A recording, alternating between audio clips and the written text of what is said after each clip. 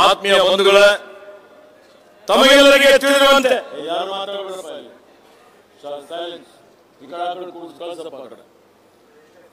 ಬರುವ ಮೇ 7ನೇ ತಾರೀಕಿಗೆ ಲೋಕಸಭೆ ಚುನಾವಣೆ ನಡೀತಾ ಇದೆ.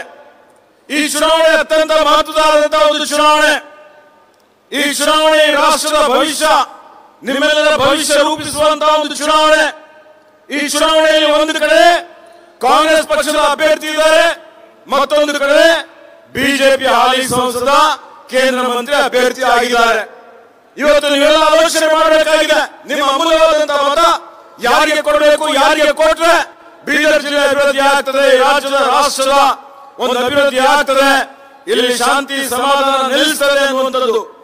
ಆತ್ಮೀಯ ಬಂಧುಗಳೇ, ಇವತ್ತು ನೋಡಿ 10 ವರ್ಷದ ಕೆಳಗಡೆ ಭಾರತೀಯ ಜನತಾ ಪಕ್ಷ ಈ ದೇಶದಲ್ಲಿ ಅಧಿಕಾರಕ್ಕೆ ಬಂತು. ಅಧಿಕಾರಕ್ಕೆ ಬರುವಂತಹ ಸಂದರ್ಭದಲ್ಲಿ ಇವತ್ತು ಈ ರಾಷ್ಟ್ರದ ಜನರಿಗೆ ಅನೇಕ ಭರವಸೆಗಳು ಕೊಟ್ಟಿದ್ರು. ಇವರು ಎಲ್ಲ ಸುಳ್ಳು ಭರವಸೆಗಳೇ, ಪಳ್ಳು ಭರವಸೆಗಳೇ. ಇವತ್ತು ನೋಡಿ ಅಚ್ಚೇ ದಿನ ಆएंगे ಅಂತ ಹೇಳಿದ್ರು. ಕ್ಯಾ ಅಚ್ಚೇ ದಿನ ಆएगा ಭಯ್ಯ? ಕಾಲದ ದಿನ ಆएंगे ಅಂದ್ರು. ಕಾಲದ ಬಂದ 15 ಲಕ್ಷ ರೂಪಾಯಿ ಬಂದ, ರೈತರ ಆದಾಯ ದುಪ್ಪಟ್ಟು ಮಾಡ್ತೀವಿ ಅಂತ ಹೇಳಿದ್ರು. ಅದು ಸುಳ್ಳು. ರೈತರ ಖರ್ಚು ವೆಚ್ಚಗಳು ಜಾಸ್ತಿ ಆದವು. ಇವತ್ತು ನೋಡಿ ರಾಸಾಯನಿಕ ಗೊಬ್ಬರದ ಬೆಲೆ ಜಾಸ್ತಿ ಆಯಿತು, ಡೀಸೆಲ್ ಬೆಲೆ ಜಾಸ್ತಿ ಆಯಿತು, ಪೆಟ್ರೋಲ್ ಬೆಲೆ ಜಾಸ್ತಿ ಆಯಿತು, ಗ್ಯಾಸ್ ಸಿಲಿಂಡರ್ ಬೆಲೆ ಜಾಸ್ತಿ ಆಯಿತು, ಜೀವನಾವಶ್ಯಕ ವಸ್ತುಗಳ ಬೆಲೆ ಜಾಸ್ತಿ ಆಯಿತು. ಎಲ್ಲರಿಗೂ ಮೋಸ ಮಾಡಿದ್ರು, ವಚನ ಭ್ರಷ್ಟ ಆದ್ರು. ಮತ್ತೆ ಇವರು ಆಮೇಲೆ ಬಂದಂತಹ ಸಂದರ್ಭದಲ್ಲಿ ನಾವು ಬಂದಾಗ ಯುವಕರಿಗೆ ಉದ್ಯೋಗ ಕೊಟ್ಟರು, ಉದ್ಯೋಗ ಕಸಿದುಕೊಂಡ್ರು. ಕೊಡೋದಂತೂ ಅತ್ತೆ ಹೋಯ್ತು. ಇವತ್ತು ಪ್ರತಿಯೊಂದು ಮನೆಗೆ ಮನೆ ಕೊಡ್ತೀವಿ ಅಂತ ಹೇಳಿದ್ರು, ಮನೇನೂ ಕೊಟ್ಟಿಲ್ಲ, ಗುಡಿಸಲು ಮುಕ್ತರು ಮಾಡಲಿಲ್ಲ. ಬರೀ ದಬ್ಬಾಳಿಕೆ ಮಾಡಿದ್ರು, ಸುಳ್ಳು ಹೇಳಿದ್ರು, ಮೋಸ ಮಾಡಿದ್ರು. ಇದು ಸುಳ್ಳಿನ ಸರ್ಕಾರ. ಭಾರತೀಯ ಜನತಾ ಪಕ್ಷದವರು ಸುಳ್ಳಿನ ಸರ್ದಾರರು ಅಂತ ಹೇಳಿ ಇವತ್ತು ನಾವು ಹೇಳ್ಬೋದು ಅಂತ ಹೇಳಕ್ಕೆ ಹೇಳ್ತಾ ಇದ್ದೇನೆ. ಇದಕ್ಕೆ ಆತ್ಮೀಯ ಬಂಧುಗಳೇ, ಇವತ್ತು ಸಮಯ ಬದಲಾವಣೆ ಆಗಿದೆ. ನೋಡಿ, 10 ತಿಂಗಳ ಕೆಳಗಡೆ ಕರ್ನಾಟಕ ರಾಜ್ಯದಲ್ಲಿ ನಮ್ಮ ಸರ್ಕಾರ ಅಧಿಕಾರಕ್ಕೆ ಬಂತು. ನಾವು ಚುನಾವಣಾ ಪೂರ್ವದಲ್ಲಿ ಏನೇನು ಘೋಷಣೆಗಳು, ಏನೇನು ಭರವಸೆಗಳು ಕೊಟ್ಟಿದ್ದೇವೆ. ಮಾನ್ಯ ಮಲ್ಲಿಕಾರ್ಜುನ ಖರ್ಗೆ ಸಾಹೇಬರ ನೇತೃತ್ವದಲ್ಲಿ ಸೋನಿಯಾಜಿಯವರು, ರಾಹುಲ್ಜಿಯವರು, ಮಾನ್ಯ ನಮ್ಮ ನಾಯಕರಾದಂತಹ ಸನ್ಮಾನ್ಯ ಸಿದ್ದರಾಮಯ್ಯ ಸಾಹೇಬರು ಇವತ್ತು ಏನು ಡಿ.ಕೆ. ಶಿವಕುಮಾರ್ ಅವರು ಸೇರಿ 5 ಗ್ಯಾರಂಟಿಗಳನ್ನು ಕೊಟ್ಟರು. ಆ 5 ಗ್ಯಾರಂಟಿಗಳ ಬಗ್ಗೆ ಹೇಳ್ತಾರೆ. 5 ಗ್ಯಾರಂಟಿಗಳನ್ನು ನಾವೆಲ್ಲ ಯಥಾವತ್ತಾಗಿ ಅನುಷ್ಠಾನ ಮಾಡಿ ಇವತ್ತು ಇಡೀ ರಾಜ್ಯದ ಜನರ ಸುಮಾರು 4.5 ಕೋಟಿ ಜನರಿಗೆ ಈ ಗ್ಯಾರಂಟಿಗಳ ಲಾಭ ತಲುಪ್ತಾ ಇದೆ. ಅದು ಶಕ್ತಿ ಯೋಜನೆ ಇರ್ಬೋದು, ಗೃಹಲಕ್ಷ್ಮಿ ಯೋಜನೆ ಇರ್ಬೋದು, ಗೃಹ ಭಾಗ್ಯ ಯೋಜನೆ ಇರ್ಬೋದು, ಅನ್ನಭಾಗ್ಯ ಯೋಜನೆ ಇರ್ಬೋದು, ಯುವ ನಿಧಿ ಯೋಜನೆ ಇರ್ಬೋದು. ಇವೆಲ್ಲಾ ಗ್ಯಾರಂಟಿಗಳಿಗೆ ಆಯವ್ಯಯದಲ್ಲಿ 55,000 ಕೋಟಿ ಮೀಸಲಿಕ್ಕೆ ಇವತ್ತು ನೋಡಿ ಬರೀ 9-10 ತಿಂಗಳ ಅವಧಿಯಲ್ಲಿ 1,10,00,000 ಜನರನ್ನು ಬಡತನ ರೇಖೆಗಿಂತ ಮೇಲೆ ಕೆಲಸ ದೇಶದಲ್ಲಿ ಯಾವುದಾದ್ರೂ ಸರ್ಕಾರ ಮಾಡಿದ್ರೆ ಅದು ಕಾಂಗ್ರೆಸ್ ಸರ್ಕಾರ ಮಾಡಿದೆ, ಅದು ಭಾರತೀಯ ಜನತಾ ಪಕ್ಷ ಅಲ್ಲ ಅಂತ ತಿಳ್ಕೋಬೇಕು. ಅದಕ್ಕೆ ಆತ್ಮೀಯ ಬಂಧುಗಳೇ, ಇವತ್ತು ನೋಡಿ ಯಾವ ರೀತಿಯಲ್ಲಿ ಕೇಂದ್ರ ಸರ್ಕಾರದಲ್ಲಿ, ಇವತ್ತು ಕೇಂದ್ರದಲ್ಲಿ ಮತ್ತೆ ಲೋಕಸಭೆ ಚುನಾವಣೆ ನಡೀತಾ ಇದೆ. ಈ ಚುನಾವಣೆಯಲ್ಲೂ ಮಾನ್ಯ ಮಲ್ಲಿಕಾರ್ಜುನ ಖರ್ಗೆಜಿಯವರು, ರಾಹುಲ್ಜಿಯವರು ಮತ್ತೆ ಪಂಚ ನ್ಯಾಯ ಮತ್ತು 25 ಗ್ಯಾರಂಟಿಗಳನ್ನು ಅನೌನ್ಸ್ ಮಾಡಿದ್ದಾರೆ, ಘೋಷಣೆ ಮಾಡಿದ್ದಾರೆ. ಈ ಪಂಚ ನ್ಯಾಯದ ಅಡಿಯಲ್ಲಿ ಮತ್ತೆ ಮಹಿಳೆಯರಿಗೆ ತಾವೆಲ್ಲ 1,000 ಜನ ಮಹಿಳೆಯರು ಸೇರಿದಿರಿ. ಈಗಲೇ 2,000 ಸಿಗ್ತಾ ಇದೆ ನಿಮಗೆ.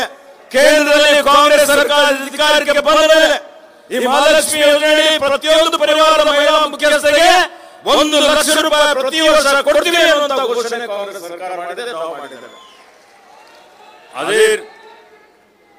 ಅದೇ ರೀತಿಯಲ್ಲಿ ಯುವಕರಿಗೆ ಯುವ ಶಕ್ತಿ ಅಣುಶಕ್ತಿ ಇದ್ದ ಹಾಗೆ ಯುವಕರಿಗೆ ಅಪ್ರೆಂಟಿಸ್ಶಿಪ್, ಯುವ ತಾಂತ್ರಿಕ ತರಬೇತಿ ಕೊಟ್ಟು ಒನ್ ಟೈಮ್ ಅವರಿಗೆ 1 ಲಕ್ಷ ಕೊಡ್ತೀವಿ ಅಂತ ಹೇಳಿ ಘೋಷಣೆ ಮಾಡಿ 30 ಲಕ್ಷ ಖಾಲಿ ಹುದ್ದೆಗಳನ್ನು ಭರ್ತಿ ಮಾಡ್ತೀವಿ ಅನ್ನುವಂತ ಘೋಷಣೆ ಕಾಂಗ್ರೆಸ್ ಸರ್ಕಾರ ಮಾಡಿದೆ. ರೈತರ ಸಾಲ ಮನ್ನಾ ಇರ್ಬೋದು, ರೈತರ ಏನೊಂದು ಇವತ್ತು ಕನಿಷ್ಠ ಬೆಂಬಲ ಕೊಡುವಂತದಿಗೆ ಕಾಯ್ದೆ ಮಾಡುವಂತದ್ದು ಇರ್ಬೋದು, ಜೊತೆಯಲ್ಲಿ ಮನ್ರೇಗಾದಲ್ಲಿ 400 ರೂಪಾಯಿ ಮಿನಿಮಮ್ ವೇಜಸ್ ಮಾಡಬೇಕು ಅನ್ನುವಂತ ಒಂದು ಘೋಷಣೆ ಮಾಡಿದಂತದ್ದು ಇರ್ಬೋದು. ಮತ್ತೆ ಜಾತಿ ಜನಗಣತಿ ಮಾಡಿ ಸಮಾನವಾಗಿ ಎಲ್ಲರ ಪಾಲ್ಗೊಳ್ಳುವಿಕೆ ಮುಖಾಂತರ ಎಲ್ಲ ಈ ದೇಶದಲ್ಲಿರುವಂತಹ ಎಲ್ಲ ನಿರ್ಗತಿಕರು ಇವತ್ತೆಲ್ಲಿ ಸಾಮಾಜಿಕ ನ್ಯಾಯ ಕೊಡಬೇಕು ಅನ್ನುವಂತ ದೃಷ್ಟಿಯಿಂದ ಪ್ರತಿಯೊಬ್ಬರಿಗೂ ನ್ಯಾಯ ಕೊಡ್ತೀವಿ ಅನ್ನುವಂತ ಮಾತನ್ನು ಇವತ್ತು ಏನೋ ಸಮಾಜದಲ್ಲಿ ಕಟ್ಟ ಕಡೆ ವ್ಯಕ್ತಿಗೂ ನ್ಯಾಯ ಸಿಕ್ಕರೆ ಮಾತ್ರ ಪ್ರಜಾಪ್ರಭುತ್ವ ಯಶಸ್ವಿ ಆಗ್ತದೆ ಅನ್ನುವಂತ ಮಾತು ಮಾನ್ಯ ಕಾಂಗ್ರೆಸ್ ನಮ್ಮ ಮುಖಂಡರು ಇವತ್ತು ಘೋಷಣೆ ಮಾಡಿದ್ದಾರೆ. ಕೊಟ್ಟ ಮಾತಿನಂತೆ ನಡೆದಿದ್ದಾರೆ, ಎಲ್ಲಾ ಭರವಸೆಗಳನ್ನು ಈಡೇರಿಸಿದ್ದಾರೆ. ಅದಕ್ಕೆ ಇವತ್ತು ರಾಷ್ಟ್ರದಾದ್ಯಂತ ಕಾಂಗ್ರೆಸ್ ಪಕ್ಷದ ಅಲೆ ಇದೆ. ನೀವು ನೋಡ್ತಾ ಇದ್ದೀರಿ, ಬಿಜೆಪಿಯವರು ಭಯಭೀತರಾಗಿದ್ದಾರೆ. 1ನೇ ಹಂತದ ಚುನಾವಣೆ ಆಗಿದೆ. ಈ 1ನೇ ಹಂತದ ಚುನಾವಣೆ ಆದ್ಮೇಲೆ ಯಾವ ರೀತಿಯಲ್ಲಿ ಕೆಳಮಟ್ಟದ ಹೇಳಿಕೆ ಕೊಡ್ತಾ ಇದ್ದಾರೆ ನೋಡಿ. ಇವತ್ತು ಅವರಿಗೆ ಏನು ಸೋಲ್ತೀವಿ ಅನ್ನುವಂತಹ ಭಯದಿಂದ, ಹತಾಶ ಮನೋಭಾವನೆಯಿಂದ, ಮತ್ತೆ ಜಾತಿಗಳಲ್ಲಿ ಧರ್ಮಗಳಲ್ಲಿ ಒಡೆದಾಡುವ ನೀತಿ ಅನುಸರಿಸಿ ಇವತ್ತು ಕಾಂಗ್ರೆಸ್ ಪಕ್ಷ ಅಧಿಕಾರಕ್ಕೆ ಬಂದ್ರೆ ನಿಮ್ಮ ಮಾಂಗಲ್ಯ ಇವತ್ತು ಕಸ್ಕೊಳ್ತಾರೆ, ಮನೆ ಬೇರೆಯವರಿಗೆ ಕೊಡ್ತಾರೆ, ಸುಳ್ಳು ಹೇಳಿಕೆಗಳನ್ನು ಕೊಟ್ಟು ಅಪಪ್ರಚಾರ ಮಾಡುವಂತ ಒಂದು ಕೀಳು ಮಟ್ಟದ ರಾಜಕೀಯ ಯಾರಾದ್ರೂ ಮಾಡ್ತಾ ಇದ್ರೆ ಅದು ಭಾರತೀಯ ಜನತಾ ಪಕ್ಷ ಮಾಡ್ತಾ ಇದೆ. ನೋಡಿ ಆತ್ಮೀಯ ಬಂಧುಗಳೇ, ಇವತ್ತೆಲ್ಲಾ ಸ್ವಾಯತ್ತ ಸಂಸ್ಥೆಗಳನ್ನು ದುರ್ಬಳಕೆ ಮಾಡಿಕೊಂಡು ಸಂವಿಧಾನ ಇರಬಹುದು, ಪ್ರಜಾಪ್ರಭುತ್ವ ಇರಬಹುದು, ವಿರೋಧಿ ನೀತಿಯನ್ನು ಅನುಸರಿಸ್ತಾ ಇದ್ದಾರೆ. ಇಂತಹ ಕೋಮುವಾದಿ, ಪ್ರಜಾಪ್ರಭುತ್ವವಾದಿ ವಿರೋಧಿ, ಸಂವಿಧಾನ ವಿರೋಧಿ ಭಾರತೀಯ ಜನತಾ ಪಕ್ಷವನ್ನು ಬುಡ ಸಮೇತ ಕಿತ್ತಾಕುವಂತದ್ದು ನಮ್ಮೆಲ್ಲರ ಆದ್ಯ ಕರ್ತವ್ಯವಾಗಿದೆ ಅನ್ನುವಂತ ಮಾತನ್ನು ಹೇಳಿಕೆ ಬಯಸ್ತಾ ಇದ್ದೇನೆ. ಅದಕ್ಕೆ ಆತ್ಮೀಯ ಬಂಧುಗಳೇ, ಇವತ್ತು ಕಲ್ಯಾಣ ಕರ್ನಾಟಕಕ್ಕೆ, ನಮ್ಮ ಭಾಗಕ್ಕೆ ನಾವು ಯಾರು ಇವತ್ತು ಕಾಂಗ್ರೆಸ್ ಪಕ್ಷಕ್ಕೆ ಮರಿಬಾರದು.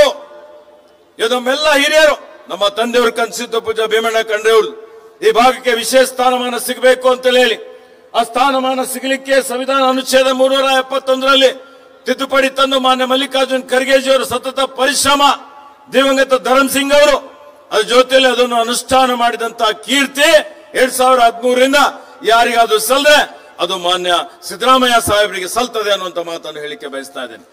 ಈಗ ಇವತ್ತು ನೋಡಿ, ಹಿಂದಿನ ನಮ್ಮ ಸರ್ಕಾರದಲ್ಲಿ 5 ವರ್ಷದಲ್ಲಿ ಸಾವಿರಾರು ಕೋಟಿ ರೂಪಾಯಿ ಹೆಚ್ಚಿನ ಅನುದಾನ ಬಂದಿದೆ.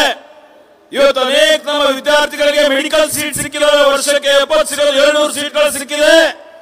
ಇವತ್ತು ನಮ್ಮ ಭಾಗದ ಏನು ಸರ್ಕಾರಿ ನೌಕರಿಗೆ ಅವರಿಗೆ ಮುಂಬಡ್ತಿ ಸಿಕ್ಕಿದೆ. ಖಾಲಿ ಹುದ್ದೆಗಳು ಸುಮಾರು 30,000 ಹುದ್ದೆ ಭರ್ತಿ ಮಾಡಿದ್ದೇವೆ. ಅದರ ಜೊತೆ ಈಗ ಮತ್ತೆ ಭರ್ತಿ ಮಾಡ್ತಾ ಇದ್ದೇವೆ. ಯಾರು ಕೊಡುಗೆಯಪ್ಪ ಇದು? ಕಾಂಗ್ರೆಸ್ ಸರ್ಕಾರ ಕೊಡುಗೆ, ಬಿಜೆಪಿ ಕೊಡುಗೆ? ಕಾಂಗ್ರೆಸ್ ಸರ್ಕಾರ ಅಲ್ಲ. ಅದಕ್ಕೆ ಆತ್ಮೀಯ ಬಂಧುಗಳು, ಯಾರಿಗೆ ಮತ ಹಾಕಿದ್ರೆ ಒಳ್ಳೇದಾಗುತ್ತೆ?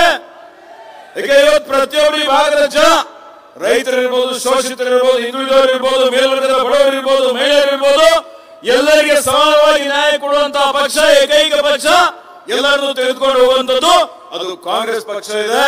ಅದಕ್ಕೆ ಇವತ್ತು ನಾವೆಲ್ಲರೂ ಆಲೋಚನೆ ಮಾಡಬೇಕಾಗಿದೆ. ಆ ದೃಷ್ಟಿಯಿಂದ ಇವತ್ತು ನಮ್ಮ ಸರ್ಕಾರ ಇನ್ನು 4 ವರ್ಷ ರಾಜ್ಯದಲ್ಲಿ ಇವತ್ತು ಆಡಳಿತದಲ್ಲಿದೆ. ಹೀಗಾಗಿ ಲೋಕಸಭೆ ಚುನಾವಣೆಯಲ್ಲಿ ಇವತ್ತು ಹಿಂದೆ ನಮಗೆ ಹಿನ್ನಡೆ ಆಗಿದೆ.